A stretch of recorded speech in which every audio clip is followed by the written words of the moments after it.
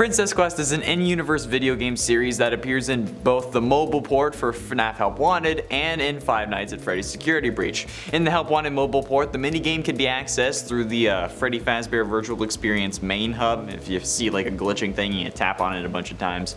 But in Security Breach, it can be accessed through multiple arcade cabinets. However, there is more to this game than meets the eye, which of course draws the minds of theorists who try to explain the parts that we don't quite fully understand. So those possibilities are what we're exploring today. Let's do it. In at 10, Princess Quest 3. At first glance, the Princess Quest 3 game obviously takes place within a pizzeria. You can tell thanks to the doors and the floor design. It's pretty obvious. However, what I think is quite neat is the fact that this isn't just any random Fazbear location. It's actually the main menu hub from FNAF VR. The prize counter is behind us with the same design, the stage is at the top and Pirate's Cove is to the left. There's a door on the right which would be the door that Glitch Trap comes through, and the final door in this room is also the stage, which is where Glitch Trap is standing when he attacks you. And then the final door of this version of Princess Quest is the one that we got sealed behind in Help Wanted's ending. So I think that it's pretty safe to say that this is the Help Wanted main hub. And at 9, Failsafe. The whole reason that Princess Quest is a thing in this game, it was to lock Vanny away and prevent her from regaining control of her body.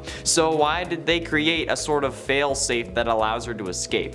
I mean, sure, they didn't expect a kid to come along and figure it out, maybe, but that's like having a self-destruct button on a bomb that you plan to use, and that you also want to make sure that nobody can stop you. It's just stupid. Like, if you want something to work, why would you give it away to fail, you know? This is one of the dumbest things that Afton has done. And it's probably the second dumbest thing overall, the first being kids in his own damn pizzeria. But seriously, what's the point behind having a way to undo your evil plans? If you don't plan on keeping Vanny under your spell for that long or even alive for that long, couldn't you just like choose to release her? You're like, okay, I'm gonna like let go of this body now. Or why didn't you just like bring Princess Quest 1, 2, and 3 all the way down to Afton's charging station so that nobody else can access it? And then when Afton's done, you'd be like, okay, you're free. And if Vanny won't bring them down because she's still part Vanessa, just have Monty do it. Like, seriously, people, why am I the only smart serial killer? And I haven't even killed anyone. And at 8, Glitch. Now, there are very few really popular theories about Princess Quest because honestly it seems fairly cut and dry, but I think I have something that could be an interesting concept. In the first trailers to the actual Security Breach game, we hear Vanny's voice glitch out multiple times, but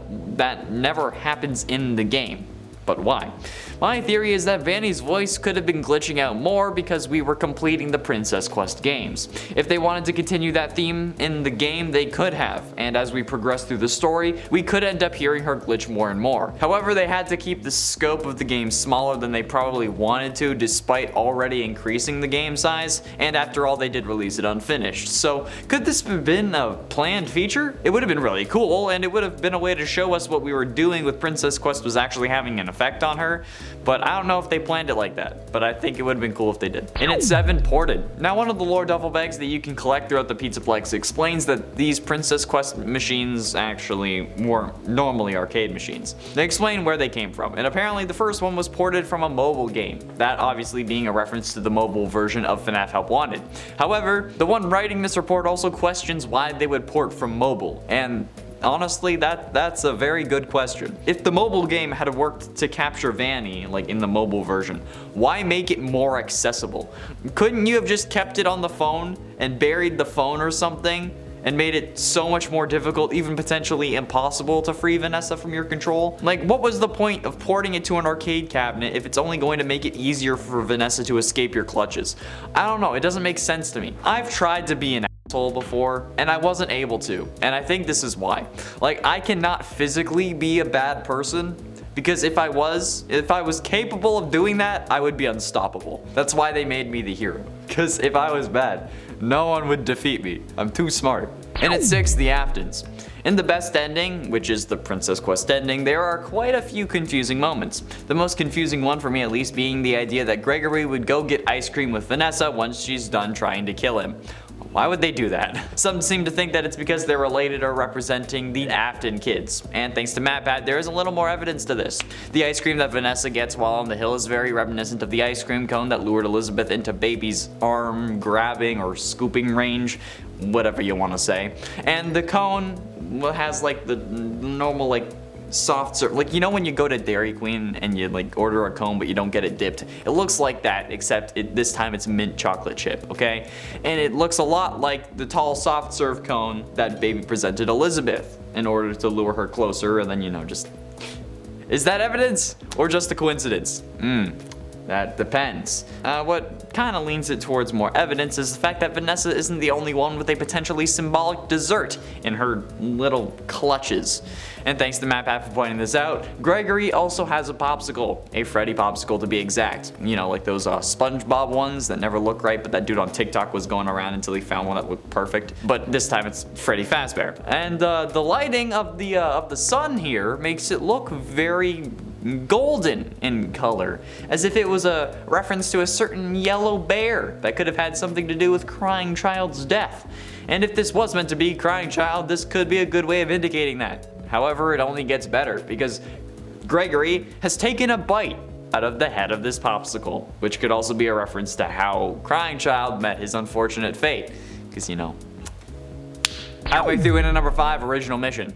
The arcade conspiracy gets its name from one of the duffel bags that you can find where we learn that something else seems to be going on here. To quote that note, called The Arcade Conspiracy, exit interview. They are working together, the arcades. They're hiding something. The glitches. Glitch them all at the same time, then the princess will recognize me. She's testing me. I am not yet worthy. The others are protecting it. Let me stay. I'm so close. Just one more night, please. I can save the princess. End quote.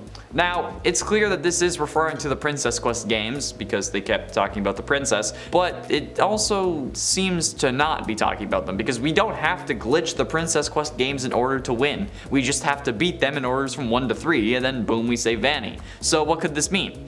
Well, there are 3 other arcade machines that seem to be having mysterious glitches as well, at least according to more lore duffel bags.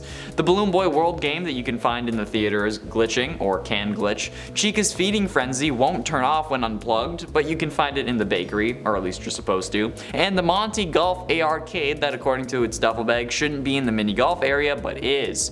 However, while you can play both Balloon Boy World and the Monty Golf game, Chica's Feeding Frenzy isn't an arcade cabinet. You can only access it using a mod that lets you cheat it from the main menu. So I feel like this was an intentional feature that was left on the cutting room floor, where you might have to beat these 3 games by glitching them out, and then you'd unlock Princess Quest 1 and then have to play through the 3. Also, my lowest score on Monty Golf is 14, and the lowest possible score you can get is 13, so I feel pretty good about that. I spent way too long during my stream doing that. And at 4, 3 stars. There are 6 possible endings in FNAF Security Breach. Each ending is rated between 1 and 3 stars. There is an ending that is considered the canon ending, although interestingly enough, it's not 3 stars. Endings other than the bad ending require extra conditions beyond leaving the Pizzaplex, but there's only one ending that has 3 stars. That ending being the Princess Quest ending. Upon defeating the game within the game, the ending scene will start, where Princess Quest 3 gives an error screen to Gregory. He then leaves Vanny's lair to see that all the bots are decommissioned and Vanny's mask and like little bow tie are on the ground. He exits the Pizzaplex with Freddy's head in a duffel bag, and then Vanessa is also helping him out, which is again weird. The epilogue scene then shows Gregory, Freddy's head, and Vanessa sitting on the same hill as Gregory and Freddy do in the canon ending, which is also very close to the hill that Charlotte's grave is on in FNAF 6's ending, and the 2 are eating ice cream and then Freddy's just kind of sitting there. But like, this is the only 3-star ending in the game. Why?